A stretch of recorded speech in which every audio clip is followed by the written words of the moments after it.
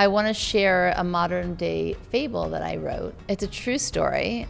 A few years ago, our babysitter was leaving our house and it was a really cold winter night, and she's standing by our door trying to get ready, getting her scarf on, her hat, her jacket, and I hear her huffing and puffing and like making sounds and taking deep breaths, and I'm curious by nature, so I was like, what's going on? And she said, oh, you won't believe it. On my way here, I was at the subway and I had stopped at a platform and I was taking my gloves off, and one of them fell on the floor. And she saw this, in her words, this dirty, grimy hand snatch it. And she said, what are you doing with that glove? And the homeless man responds to her saying, well, I found it. She said, well, you couldn't have found it because it wasn't lost. So she said, give it back. He said, I'm not going to give it back. It's my glove. And he said, no, it's not. So I looked at her and she was still clearly very upset about it. And I said, but I don't understand. Why didn't you just give him the other glove? And she said to me, oh, I'm not going to condone that kind of behavior. I need to teach him a lesson.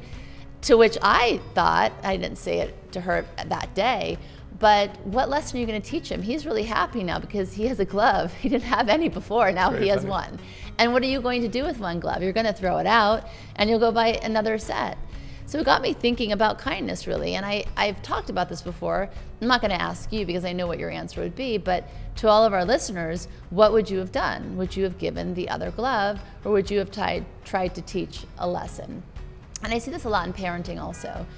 For all the reasons, all the right reasons. And in relationships, right? Yes, we are going to teach our child so they can learn a lesson because they need to behave in this world, or they need to learn to great, something, or something will be lost, and relationships also. But in teaching, do we lose that aspect of kindness, right? And we're laying a message, and we might be right in what we're offering. We might be right in what we're trying to suggest to our partner or to our children, but what are they really going to learn in that moment? Will they learn to be withholding, or will they learn to be kind? And I don't think it has to be a choice, and that's why I think there's so many misgivings about sharing and being kind, because often we think that we need to withhold, we need to create boundaries, we need to protect ourselves, we need to teach people, and therefore we close our hearts and our fists, which I'll go into a little bit later, but I just love this